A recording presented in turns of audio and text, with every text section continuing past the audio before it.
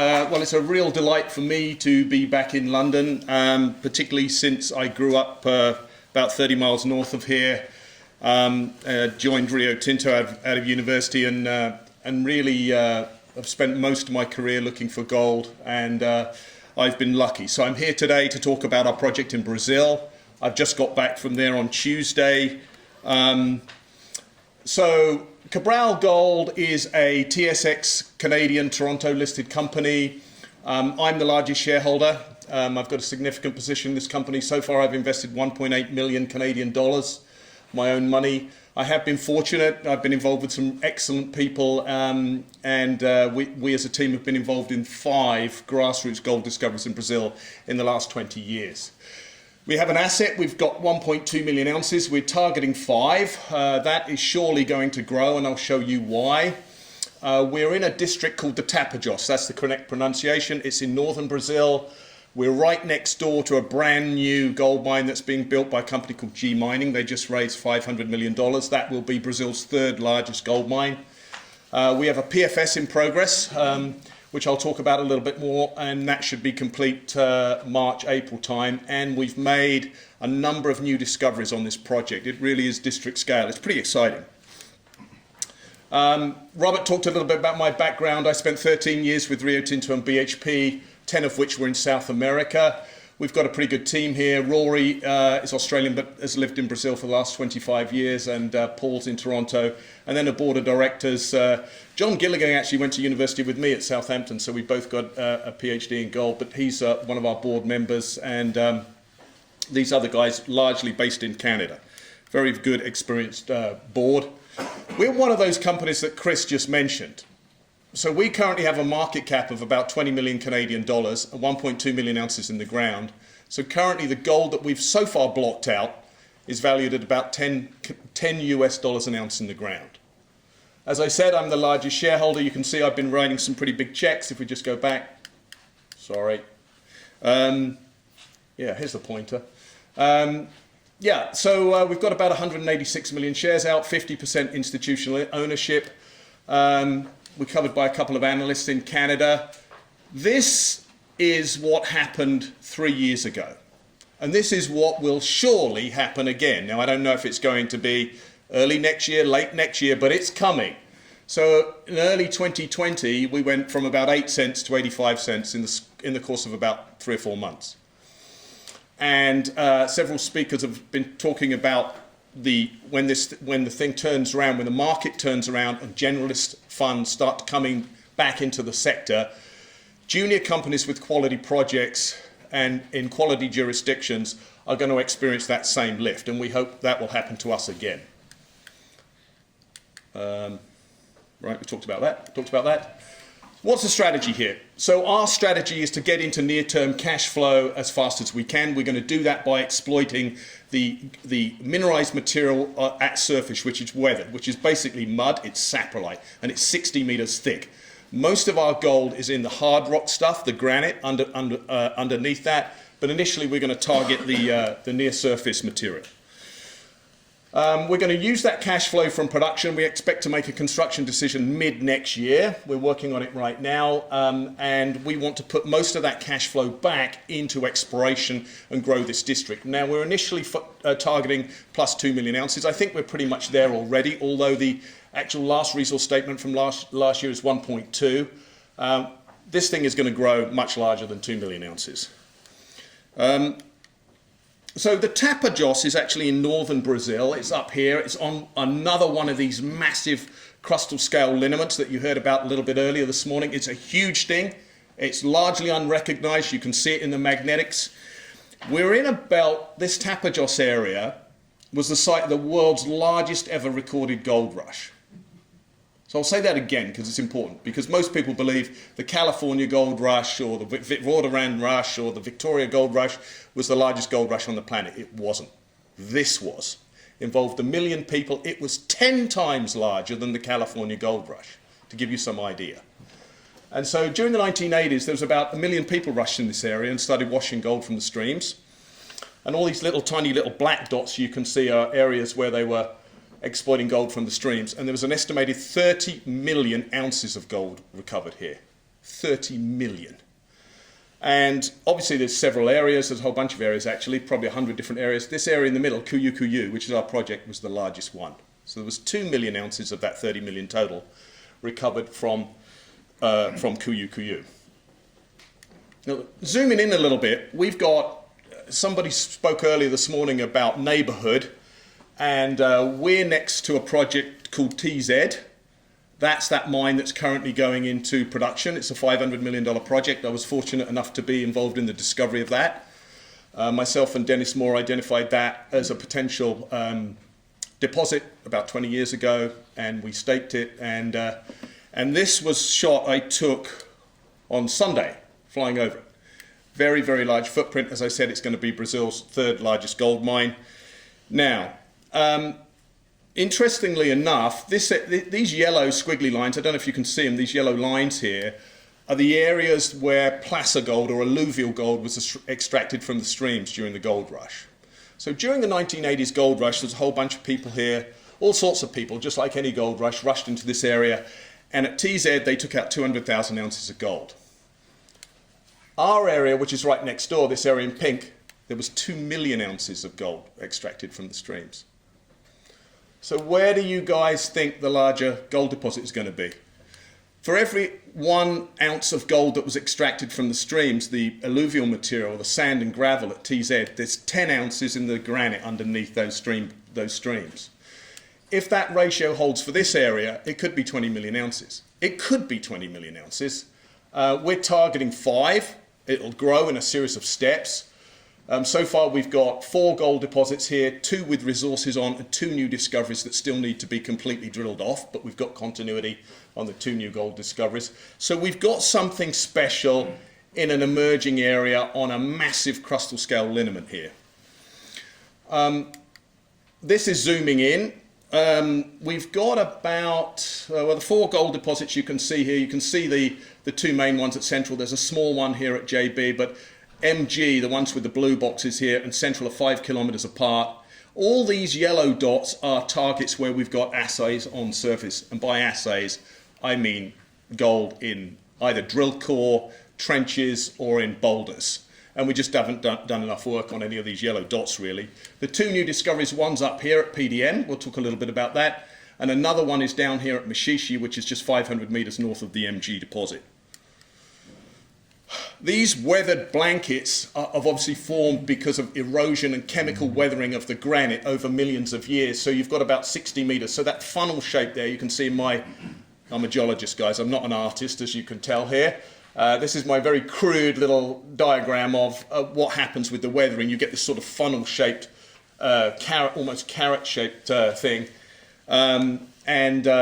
Within the primary material, you've got zones up to 100 meters wide. Ours are quite unusual in the middle of these broad zones of about 1 gram a ton material. We've got some very, very high-grade vein material in the center. And no surprise, when it weathers, you get high-grade vein material in the weathered mud above it. So we're targeting this weathered mud in here within these dotted lines, which is averaging 1.7 to 2 gram material, which may not sound very high-grade to you, but this is material that has no strip. It requires no drilling or blasting, so it's just digging it out of the ground, sticking in a truck, and it leaches extremely well. We've done the MET tests. We've got 82% recoveries after 70 days. In fact, 70% of the gold drops out in 12 days. It leaches extremely fast. And it's permitted. So we're permitted on a trial mining basis. As I said, the pre-feasibility study should be done in about 3 or 4 months. This is this is a grade thickness map. So the hot area here directly overlies the underlying primary deposit in the granite. You get better drill intercepts in this underlying orange material, which is the mud or saprolite material. That hole there cut about 60 meters, about 3.5 grams. So there's some very nice high-grade material in the near-surface, easily exploitable mud. There's a weathered blanket over the central deposit too. It's a different orientation. This is 5 kilometers away. I won't get into all the details here, but we've got some very nice drill intercepts just in the mud. 20.9 meters at 4 grams, 23 meters at 1.7, 55 meters at 1.1. as I said, all very easily exploitable. But what about the underlying hard rock deposits? Well, we've got the total global resource here, most of which is at Central and MG. It's just under 1.2 million ounces right now. They're granite hosted. There is significant potential to add to Central and MG, and I'll show you a couple of three-dimensional models of those two deposits in a moment. We still don't have a maiden resource at PDM or at Mashishi. So we've got continuity. We know there are two new deposits there, but we haven't fully drilled them off yet. Why have we not drilled them off yet? We haven't had the capital to do it. So there's some very good, the message really here is there's a lot of low-hanging fruit in terms of growing this resource base. So we'll have a look first at Central. This is the Central gold deposit. As I said, it's up to 100 meters wide. It's got some very nice high-grade zones in the middle. That's 23.8 meters at 5.5 grams. Got an existing resource on it of about 500,000 ounces right now, but it's going to grow. Now, this is a three-dimensional model. You can see the open pit outlines here. These blocks in red are all the resource blocks that are outside the current open pit. Now, the main thing to note here is there's a lot of gaps in here. So by drilling these red holes, we think we can significantly up this resource. And let's just spin it around so you get some sort of idea. This is looking from the south to the north. That orange thing on the left is a dike, so that's not mineralized. But the main message here is there's lots of gaps in this existing resource that require infill drilling. And once we've done that, it should add a significant amount to the resources, probably going to double it at least. And it's all open at depth. Similar sort of situation with MG, 5 kilometers away. This is the second deposit we found. That's the low-grade envelope in yellow. I think that scale bar there is that 500 meters. So this is a couple of kilometers long. The red material is this stuff. Very, very high-grade material. That's 2.6 meters at 28 grams. We've got lots of that sort of material, and it's got continuity. It's continuous over hundreds of meters. Similar sort of thing. The open pit here is this mustard green. It's different color, just to confuse you all. So if you spin this round, again, the main message here is look at all these gaps. So these red holes are the holes that we've got planned to expand this resource. It's open all the way down dip, and it's open along strike too. Lots of holes in here, so very quick win to add a bunch of ounces here. So let's talk about the new discoveries I mentioned, and there is a lot to take in here. We are talking about a district, so I am rattling through this. The two new discoveries that we're most excited about, and really are two new deposits, because as I said, we've got continuity in drill holes, but not enough drill holes to come up with resources, are at PDM and Mashishi. So we'll have a look at this area up here first, which is on trend of the Central gold deposit. Now, PDM and Central sit within, this is a magnetic image. Here's the, can you guys see that? I can't. Anyway, look, this is the Central gold deposit down here. It's part of a geochemical anomaly which is 5 kilometers long on its own. Most junior CEOs in Canada would give the right arm to have this, but this is only a small part of our project area. So we've got a geochemical anomaly which is 5 kilometers long. We've got that new discovery which is, this pointer's not very good, but look, it's up there. The discovery hole was 22 meters at 4.8. We don't know how big it's going to be. My gut feel is it's probably going to be a similar size to Central. Now, Central, as I said right now, is 500,000 ounces, but it's probably going to go to at least 1 million ounces. So my guess is PDM's going to be a similar sort of size. There's some excellent targets in between. We've got an area here called Mutun, where we've got surface trenches which are averaging 1 gram gold. We've never drilled it. We've got an area down here at Central Southeast where we've got 4 or 5 drill holes. The best drill hole is running 27 meters at 6.9 grams a ton. There's enormous potential here. This is PDM, just as a cross-section, the one I just showed you, that one in the north there. It's on top of a hill. All that sort of lozenge-shaped material you can see in the bottom right is mineralized mud, essentially. And then you've got the primary zone in yellow, the primary granite-hosted deposit sitting underneath it. Mashishi is probably going to be the biggest one of all of these, but again, it needs more work. This is the PDM deposit here in the south, this east-west trending thing. That's about 500,000 ounces as well right now. We've got another one which is 500 metres to the north. We've traced it, I think we've traced it about 900 metres east-west, and we've got a big sheeted vein complex here in this big circle to the left where the trenches are averaging about 0.5, 0.6. It's a big bulk target, but we haven't tested that. But the main east-west trending zone at Mashishi is much higher grade. That's the discovery hole is 34 metres at 5.4 grams a tonne. And we've got continuity. You can see all the black dots. There's a fair amount of drilling been drilled here. Regional potential, as I said, I've been involved in the discovery of 5 gold deposits in Brazil. The regional potential on this one is enormous. We've got 45 peripheral targets outside the 2 deposits and the 2 new discoveries. And I haven't got time to go through these, but some of these have some amazing results on them. I'm just going to give you 1 or 2 examples. I think I've got 1 example here, but these red boxes are at the bottom of the sort of target pyramid are our boulder fields with very high grades associated with them. This Alonso area, the guys went up these yellow lines, these streams, looking for the source of all the placer gold that had been mined in this drainage. Because 85% of the placer gold that was mined here, we have no idea where it's coming from. It's not coming from either the 2 deposits or the 2 new discoveries. We don't know where it's coming from yet. But on this one, for example, they went up this stream bed, started casting around, having a look around, and they found all these quartz blocks sitting in the forest there. Some big angular quartz blocks. They're quartz blocks. They might have something in it, probably don't. We sampled 24 separate blocks over several 100-metre wide area, and they're averaging 91.7 grams. Gold, not silver.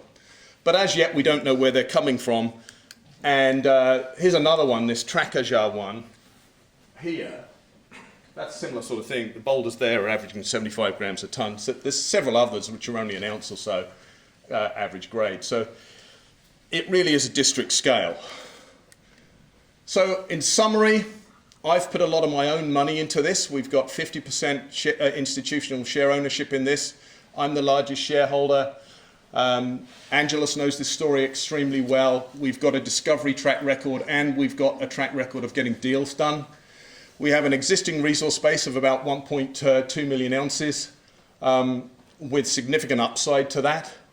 We are doing a pre-feasibility study on this mud or this saprolite stuff, the 60 meters of weathered mud on the top. We've got 2 new discoveries which don't have a resource yet, which still need to be drilled off. And we've got something which is district scale immediately next door to what is about to become Brazil's 3rd largest gold mine. Thanks very much.